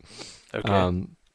During the commentary for Chasing Amy, you've seen Chasing Amy, I presume. Mm-hmm. Well, there's a scene in Chasing Amy where they pay direct homage to this. Exactly. And when I saw Chasing Amy, listening to the commentary, Kevin Smith mentioned that, of course, this is a direct lift from Jaws. And he said, okay, most people born, let's say like after 1980 would say, did you get that from Lethal Weapon 3? And of course, people before then would say Jaws, which is funny because when I first saw Chasing Amy, the first thing I thought of was Lethal Weapon 3, was the scar moment in Lethal Weapon Oh, 3 really? when Riggs and Rene Rousseau are comparing scars. Mm-hmm. And I'm like, Kevin Smith took that from Lethal Weapon 3. But of course, that I was much younger when I saw Lethal Weapon 3. So, I wasn't as familiar with Jaws and I wouldn't have thought of this scene, but it just made me feel really stupid. The fact that I immediately went to Lethal Weapon 3, which is not as classic as this film here. No, I love that Brody just looked at his appendix scar like he was thinking of bringing that out. He decided, not dramatic enough. Right. He was like, maybe not. This is good. Broke my heart. Yeah. Yeah. Well, this is where they bond. How many times can a guy? And Brody's got a sort of a line that you can kind of hear in the background where he says when he first unbuttons his shirt and goes, "You're wearing a sweater." Yeah, that's what I heard that the second time I was watching it. It's like, was he referring to the hair on his chest? Yeah. Right. Yeah. I found that funny. I was pretty sure that was a reference to his hairy chest, but I wasn't quite sure. But kind of a and problem. then this is such a great moment in the way that humor can break up and also introduce tension. Is that you have this scene where everybody's laughing and having a great time, and then they inadvertently point out this scar, this tattoo that's been removed on his arm, and all of a sudden the scene becomes extraordinarily serious, and it becomes one of the most serious scenes in the movie. Him recounting the Indianapolis. Well, I think it's probably one of the best scenes. And, yeah. And film a great history, monologue. But, it's a beautiful monologue, and it wasn't until I was much older that I realized that this was a true story. Yeah, I had no idea, but I've seen documentaries on it. And, they've made movies about it and everything. Mm-hmm. Yeah, because for the longest time I just thought, it's just something they made up for the movie. But yeah, this was a real occurrence, and I'm like, good God, that's got to be terrifying. And watching. I actually had a friend in college who argued with me that the Indianapolis speech here couldn't have been true because it was impossible to live in the ocean, or something like that. And I was going, no, that actually happened. That's the only real thing in the movie. It's impossible. That's the part you're saying that wasn't real. He said it was impossible to live in the ocean. What? Well, because he was saying that these guys survived in the ocean for like 3 days or close to a week or something like that. And he was saying that the water just sort of sucks the heat out of your body if you're not wearing a wetsuit, that it would be impossible to survive. And I was going, well, it's actually based on fact. Like, I'm sure guys did die from exposure, but and they were certainly soaked through to the skin. I mean, I remember looking this up when I was a kid and seeing horrible details when boats finally did come around and start pulling guys out of the water, that their skin just pulled off in sheets off of their arms when they would try to lift them out of the water because they were that waterlogged. Just awful details. Well, just hearing Robert Shaw deliver this speech is much more frightening than any documentary I've seen on it, which is still hard to watch.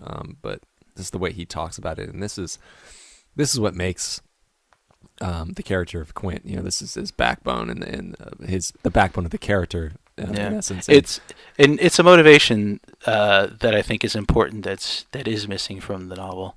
Yeah, it gives him this guy has a past with sharks. He has a vendetta. Yeah, and it gives him much more of that Captain Ahab kind of quality. There you go. Yeah, he's gonna get his due. So it hurts so much more seeing him die in this movie than seeing him die in the book. Right. It feels personal almost before the hunt begins for him, that he just wants to hunt down every shark that he can find. Yeah. And he's never going to cry over it.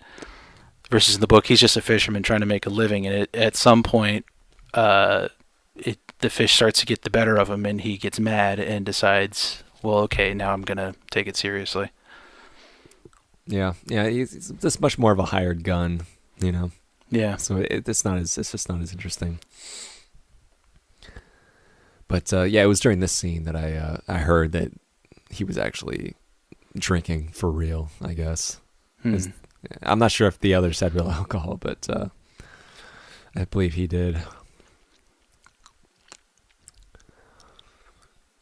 There's another scene in the book when Hooper gets in the water, and we talked about the kind of awe that all three of them had when they first got to see Jaws for the first time up on deck.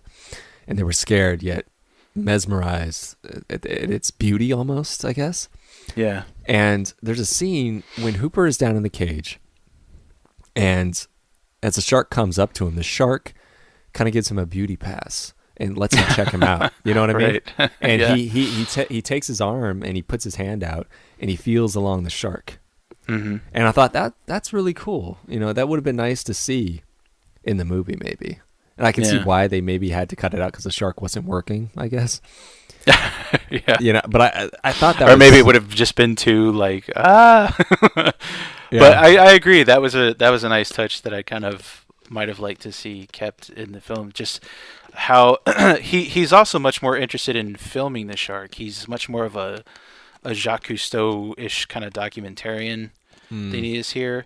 One of the things that I guess one of the conflicts that I have with Hooper's character here is that he comes from this Oceanographic Institute, and he's very much about studying sharks, rather than killing them. But he suddenly becomes fairly gung ho to go ahead and hunt this particular shark down, without doing a ton of extra observation or anything. Once they start this mission in the movie. Mm-hmm. So one of the things that I do kind of prefer in the book is the fact that when Hooper goes down into the cage, he brings a camera with him. You know, he wants to get footage of the shark before he tries to kill it. Particularly since it seems to be such a large specimen. Mm-hmm. You know, he's the scientist in him takes over. And I don't remember them making such a big deal about the boat taking on water in the book. No, not as much. Here you're already. It's not really a plot point. Yeah. Yeah, here you're already getting that threat and the fire and yeah. Yeah, and because of the shark that it's attacking the boat.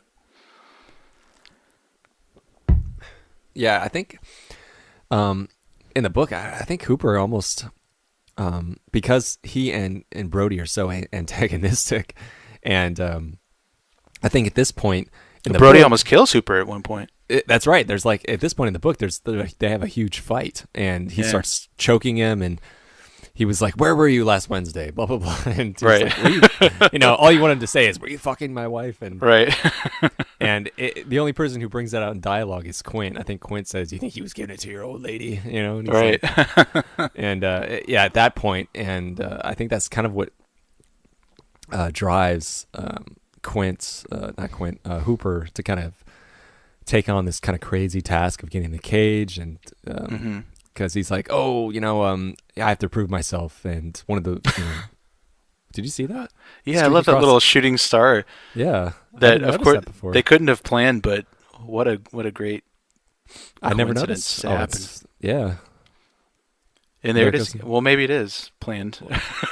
What did they? I don't know that it could have happened twice. The other one looked natural, then maybe the second one wasn't. I don't know. Yeah, I don't know.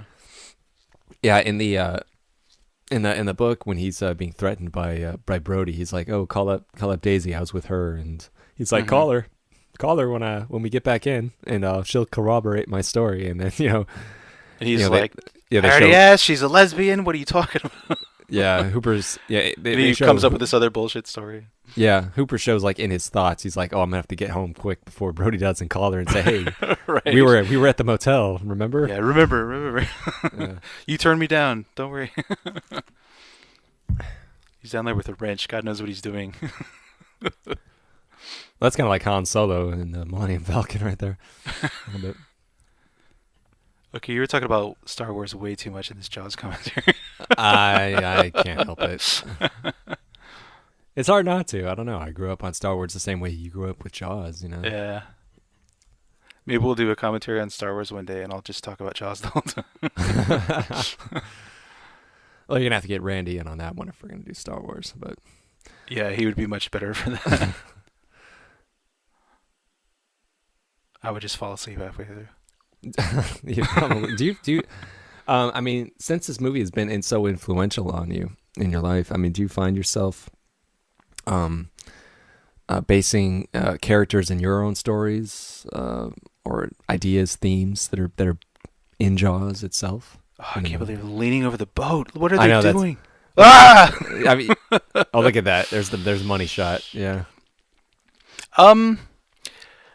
No, I don't think I tend to base a lot of the stuff that I've worked on anything. Just because that, again, and this is what I was alluding to earlier with Benchley. I think a lot of what's in the novel, whether it has anything to do with the shark or not, is him sort of exercising his own demons. And I think that's where a lot of, at least my favorite writing comes from.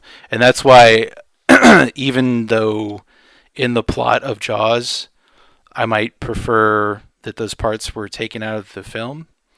I understand why those parts are in there. The stuff about the marital infidelity, the stuff about, Brody's problems with alcohol and all that kind of stuff. Just because that's the things. Those are the things that really interested Benchley, I think. And you'll see that if you read anything else that he wrote. Those are just common themes. Well, that's something that doesn't happen right there in the book. Quint destroying the radio. Yeah, like he's already obsessed. It takes much longer in the book for him to become this obsessed. Yeah, he's very clearly making a statement. It's us or the shark here, and I'm not Right. going home without this. It's going to kill me, or I'm going to kill it. That's it. Right, and it's got to be me. I don't want any backup. Mm-hmm. I've got to be the guy. See, I mean, even now we're only seeing glimpses, of the shark, and I recall when Spielberg was editing this film with his editor that it was the editor who would suggest to him to keep the shots as short as possible, and he would say, "Oh, just make it go on a little longer." She's like, "No, trust me." Yeah, And he trusted her. I guess in this case, he was right. I mean, sometimes you got to put a lot of faith in the editor that he or she really knows what he's doing. yeah. Well, it does work well, and it makes sense too, in this context, because going into the movie, you know what a shark looks like, right? You know what a great white looks like. You've seen pictures before. So you don't necessarily need the constant visual reminder. And then the fact that it lives under the surface, that's the tension here is between the surface of the ocean and what lies beneath it. And so to have, the barrels become the symbol of the shark through a lot of the second part of the movie. It is odd that you become afraid of a barrel, Right. It's like whenever you see the barrels, that means the shark is here. And I think that's such a great device. We both had the volume down, but we talked about the score very briefly. Of course, the iconic theme, but this part of the score I never really particularly enjoyed. This part here, it's kind of has an adventure, kind of like adventurous sea theme, and I always felt it was a bit too upbeat, I guess you could say. I agree that it gets adventurous, but I think I like it for that reason. I always felt it should have been a little bit more brooding, and it seems a little too just up tempo. Mm-hmm. Maybe it was too much for an entire 2 hours to be brooding or whatever. Yeah, well, maybe just no music at all. I mean, I just felt maybe it just could have been cut out entirely. Like just the tension was already there. I didn't need or I felt the music took away from the tension because it just felt like the wrong kind of tone to me. Mm-hmm. Yeah, I mean, it's all in our mind right now. The fact that this shark keeps, severing these barrels, and we haven't even seen the shark underwater yet. Not underwater. I mean, all we've seen of him is, the little glimpses where he pops up, and I hate to say it. I mean, it works so well. It works so beautifully. The fact that we don't see it, it just makes it so much more scary. And I wonder if the dinosaurs would have been as scary in Jurassic Park had we not seen them. But I know they didn't have as much of an excuse in that case because they didn't have the element of water, for something to be lying underneath the surface, where you naturally just can't see what might be lurking there. It's sort of a happy accident that sharks live underwater and that they're terrifying. Oh, this is a great detail. Just ow. Well, that could sever his limbs, couldn't it? Yeah, it could have been really bad. Yeah. If the shark had decided to take off, and now the shark starts pulling the boat. Oh, he actually pulls the boat in this case. Yeah, the book and doesn't do he that. pulls the clamps off there, or the whoa. Brody's learned. That's good. He's not gonna let those go again. Yeah, it's good that we're reminded of that because It's true. It's a nice subtle reminder of and a bit of foreshadowing. Mm-hmm. I love Quint's horrible teeth. Like when he pulled out his tooth during that drunken scene. Yeah, sure. Yeah. Wasn't the shark called Bruce? Yeah, that was, I think, the nickname they gave to the mechanical shark. Yeah. And is this the actual mechanical shark that made it to Universal Studios in the Jaws ride or whatever? Maybe. I don't know. I've never been to Universal Studios, so I wouldn't know. Neither have I. I've been down to that area several times, and I've always kind of meant to go on the Jaws ride, but part of me really wants to, and part of me is chicken shit. To be honest. Still part chicken. Part of me is like, okay, I'll pay $100 to scream like a girl and pee in my pants in front of like a whole lot of people. Because when that shark pops out of the water, I really don't know what reaction I would have. Even though I would know it's mechanical. Maybe you should get I have such a deeply ingrained fear. Yeah, sure. Yeah. Maybe you should get in and swim with the mechanical shark. Maybe that would bring impossible. things full circle for you in life. Impossible. I'd be afraid of the shark going Westworld on me or something. Westworld. Yeah, that's a good way to bring up Westworld.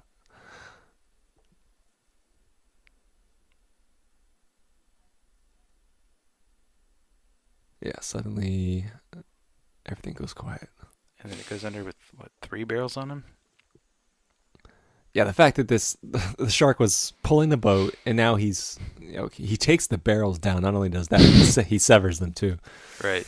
We've already heard Quint say, "No, he's not going under. Not with 3." And yeah, he does. You're like, oh, oh, Jesus, this thing's a monster. It's a sea monster.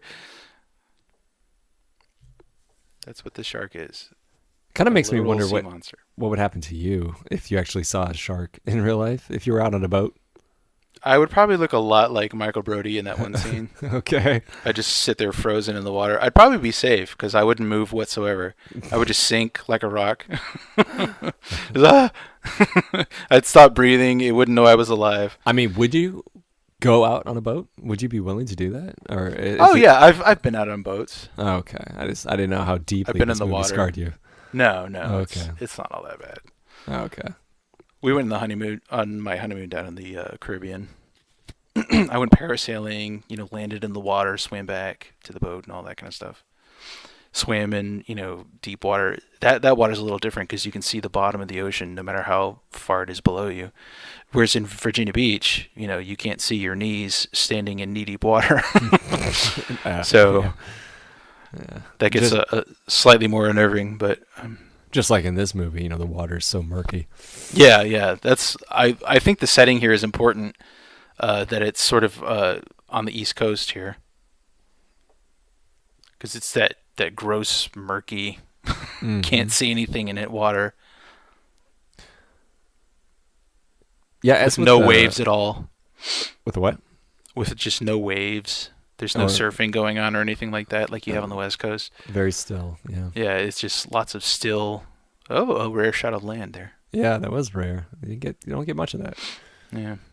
I remember the tension wasn't as high in regard to the boat actually sinking, because here you actually do see water coming up and you see them with like the water pump trying to get it off, and but in the book he's like the water pump is actually working and the boat manages to stay afloat, although it does sink.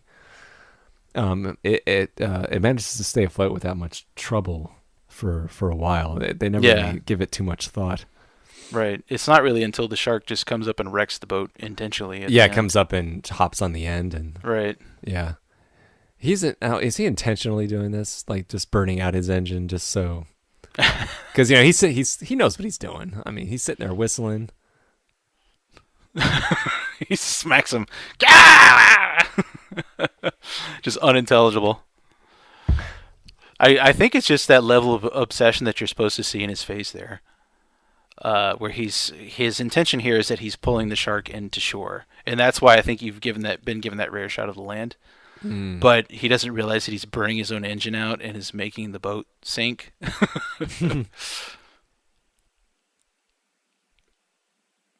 And I think the other two guys do, and that's why they're looking at him that way. Well, yeah, they've already known he's gone over the deep end. Right. He destroyed the radio. Right. He wants this shark, and he's nutty now. Yeah. Well, he was already nutty. Now it's yeah. And now, they finally go, okay, evidence. Okay, yeah, the boat is on fire. Yeah. Oh.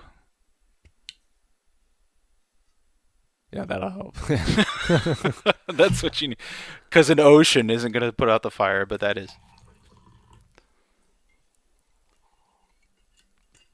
And the shark escapes. Now it's time for the shark cage. Mm-hmm. Yeah, they bring in the shark cage near the end of the book. It's like when they're second or third time out at sea, and they wheel it up, and Quint doesn't really. He's like, what's this contraption? You're gonna get in this? You're stupid. Right. Yeah. He's going, you're not going to bring that on my boat. And then Hooper says, well, I'll give you an extra $100. And he goes, well, okay, bring it. Well, in that case, yeah. Yeah. Because he is. He's a complete mercenary in the book.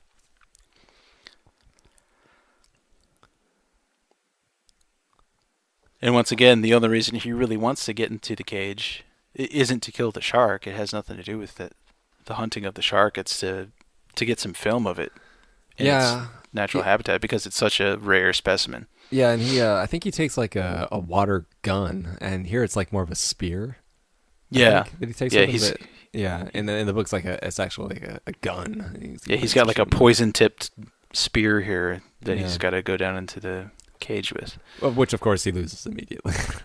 Right, just like he does with the gun in the book. Yeah. Yeah, I mean, I couldn't do this. This would take balls. I mean, getting into a shark cage. I mean, yeah, you're getting into a shark cage with the intent of actually letting a shark swim close to you. I mean, that's the whole point of the shark cage, so it doesn't hit you. And I'm like, I don't think so. No, I don't think so. Not gonna do it. I'll just stay up here. You guys go ahead. Yeah. So it's a little bit more out of desperation in this case. Because he just said, yeah, do you have any other suggestions? Yeah. Right. Yeah. They really, they're out of ideas. Like nothing is working. And I think as far as the dramatic beats of the film, or of the story, I think that does work better here than just wanting to hop in and get a little glimpse of the shark and get some film of it. They make a joke, or the mayor makes a joke early on the movie. You'd love to get your name in the National Geographic, wouldn't you? In the book, Hooper, that really is kind of what he's about when he goes into the shark cage. He just wants to get some footage of this shark.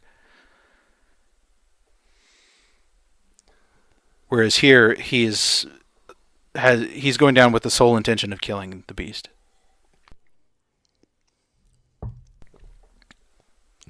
Keep getting those visual reminders of the oxygen tank. Yeah. Because that surprises me, because in regard to the ending, I always thought that Spielberg didn't have that plan, so to speak, that the shark was going to die that way in the movie. That was kind of made up more or less as they were shooting, but here it seems like those inserts were planned all along, and they actually planned on doing it that way. So yeah, I must be remembering it wrong. I think it is very subtly done, which is pretty cool.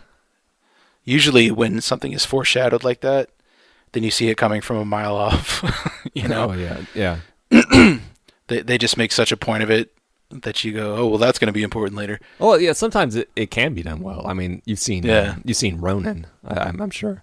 Mm-hmm. There's a scene, and Ronin is a great film. It probably has one of the greatest director's commentaries on a DVD. And John Frankenheimer talks about a visual kind of setup like the oxygen tank, where it's in the beginning of the movie, and he's referring to like a coffee cup. Like De Niro sets down a coffee cup, and he has to make a visual kind of foreshadow of this coffee cup, and it's done in such a way that it's almost beautiful in a way. It's odd. I don't know, but yeah. Here we go. This is the first time we see the shark actually from the viewpoint of somebody underwater. I love that look. Yeah. What? Holy crap. Maybe this Why did I do this? Yeah, well, at this point, he's in the water because, Brody... So he doesn't reach out and touch the fish here. He does do his beauty pass. He does do a beauty pass, but he doesn't reach out and touch him. They could have. He looks like he wants to. He does have that. But he's still way too wary. Well, I got to wonder, like, why do those bars not fully close up at the top? You see what I mean? Yeah. There's, like, spaces open. Yeah, and the murkiness. Yeah. It's that gross East Coast water, man. Yeah, it's telegraphed in the book in this same way that's here in the film that you just can't see shit. Yeah. And right here the shark's coming. Oh! Look out! And of course he drops it. Yeah. The little paltry little weapon he had is gone. Right. So. Just That's when I'd be tugging on the line. Pull me up, pull me up. You think they'd have like a bell, like ringing the bell? Right. He's like, get me out of here. I lost my... Oh, and look at this. Well, okay, so here we go. Here's another big difference that was in the book. Yeah, is that in this scene, Hooper finds a way somehow out of this jam. Yeah, in the movie he does. And, right, in the movie. In the book, not so much. No, he does. In the book, not only does he die, which is set up, and again, he's set up to kind of deserve it in the book, because he is that sort of land shark. He's that opponent to Brody, and he's done so many despicable things. He's throughout the course of the book.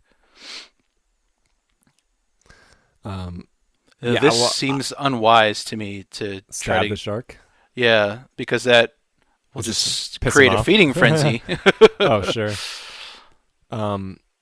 Yeah, he gets eaten, and then I think the shark pops up, and you can see like Quint and Brody see him in the jaws of Jaws, But yeah, here he gets away, and right, he gets away. Yeah, in the book, the shark makes a point of eating Hooper in front of them. Like he pops up on the surface of the water and goes, "Look what I'm eating, bitches!" Yeah, he says, right. "Ah!"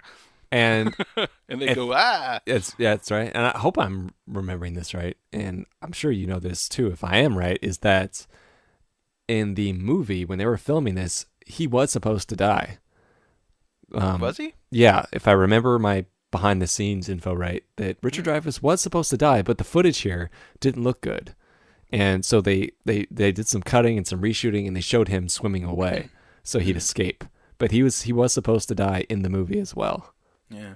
So I found that interesting, that because technical difficulties, they had to shoot around that, and they show him escaping, and then he pops up later. Well, that's another happy accident then, I think, because in the book, I think it's he does have to die as part of the drama there. I guess, but in the movie, there's no reason. Yeah, really no reason. That's true. Yeah, it would be disappointing. Yeah. I mean, they're looking at this like, oh shit.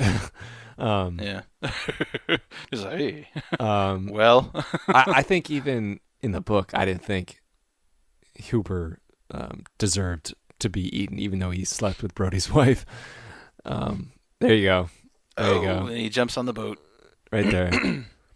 Now, you said he was killed differently. I mean, the shark kind of gobbles him up similarly in the book. Did I read it wrong? Quint? Yeah. No, Quint doesn't get eaten by the shark in the book. Well, he gets... Quint, he gets a bit of rope wrapped around his ankle and gets drugged down under the water and drowns. Oh, I thought he gets chomped and then he gets pulled down. No. You see his... Well, because I know there's references to his lifeless corpse floating in the water. But I thought he did get chomped and then got pulled down. No. Maybe it's just because, I have... He falls off the boat. Okay. And then he says... And he realizes he's got some rope tied around his ankle. Oh, yeah. And he says, "Brody, throw me the knife." And Brody tries to get him the knife quickly. But he gets pulled underwater. But the rope is attached to the shark. And this is where I think that part of it is very much like Moby Dick, is that's the way Ahab dies in Moby Dick, is you see him through all this rope that's been tied around the whale, he gets sort of attached to that and attached to the whale. And you see him doing this beckoning motion with his arm, his dead body, as he's attached to the whale, where he's, as the whale is moving back and forth the water, his arm seems to be beckoning the survivors on the boat to come forward into the ocean and drown with him and die. And with Quint in Jaws the book, it's more of a Christ pose, I think, that he does in his death scene, where he gets his ankle wrapped around the shark, and the shark just kind of drags him around underwater for a little while until he drowns. And then once the shark finally dies and sinks, then Brody looks under the water and sees Quint still fully intact with his leg wrapped in this rope and with his arms out in the Christ pose and facing upward. Okay. I think it's just like because he's been sacrificed. Right. Yeah. That's good. Yeah, you're right. I think it's just because the movie is so ingrained in my memory. As I'm reading the book, I visually am placing some things in between the lines, kind of thing. Because that's a brutal scene. I mean, I remember the first time I saw that Quint's death scene. It's because I still have nightmares. Oh yeah, I mean, you get to know this guy and you feel his pain, and you know that this is his great white whale. This is his Moby Dick, and so seeing him get devoured in that way, and seeing him fighting with his last breath to not get chomped, particularly after you've seen the Indianapolis speech. Once again, why that's so important. Oh yeah, he says, "I'll never put on a life vest again," and it's go in the water because it's a I don't want to get it's a lifelong, devoured, Yeah, it's a lifelong vendetta for him, and he just loses it in an instant. It's like when it's a splash of cold water in the face. It hits you so quickly. Like, I can't believe they just did that. It reminds me of that scene in Collateral when they kill Mark Ruffalo. Do you remember that? Mm-hmm. When they're suddenly walking out of a club. He just saved Jamie Foxx. And all of a sudden, he just gets shot and he dies, and that's it. Yeah. And he's kind of like a hero of the film, but all of a sudden, he's just killed. You're like, holy shit, I can't believe they just did that. Right. Smile, you son of a bitch. Boom. Oh. Okay. Now, in a way, I expect this is a Hollywood ending. This is Hollywood. Because they're like, we got to blow the shark up. There's got to be a giant explosion that blows the shark up. And I expected to read this, honestly. And yeah. To be honest, it works so much better here than it does in the book. Okay, here's the way the book ends. Is the shark has just kind of been jabbed at and stabbed and had so many barrels and things shot into it that it's at the end here when Bodhi is up on that mast and he's clinging to something and the shark is swimming towards him to eat him. He kind of closes his eyes and goes, oh shit, here it comes, and then the shark just kind of dies about a foot in front of him and sinks. And that's it. No big bang, nothing. Yeah, there's no overcoming it. It just kind of happens. Yeah, it's just luckily for him, it dies a foot in front of him. Yeah, and sinks and dies, and that's why he's the only survivor. And you're like, well, okay. And that really happens. It happens literally on the last page of the novel. It does. And then it's over, and he's like, and then he grabs a couple barrels and swims ashore. That's it. And yeah. Go, really? That's it. The book wraps up really, really quickly. There's no, rejoining of Richard Dreyfuss and because Hooper's dead. They've already seen him be eaten. There's no joyous reunion, no smiles, and there's no sense of accomplishment. It's just kind of like, nothing. I guess I was the one who lived. Yeah, I guess I better somehow swim back now. Yeah. I didn't beat the shark. It just sort of died. Okay. And then that's the end. And so it's a bit less satisfying on a human spirit level.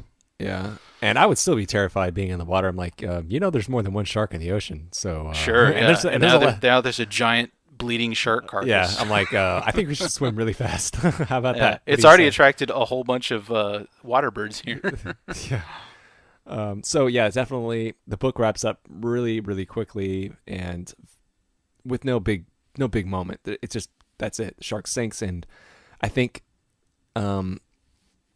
it's really disappointing when you read that because there's no explosion. I mean, even though I heard that Spielberg was warned against that he said technical advisor said, that's not really how that works. Like it wouldn't really blow up like that. And he's like, I know, but trust me, you gotta trust me. We need an explosion. He's and it's true that if you really sit down and think about it, then you're gonna go, first of all, a shark wouldn't really carry a water tank in its mouth like that, and he wouldn't be able to shoot, and if it did, it wouldn't explode it like it does.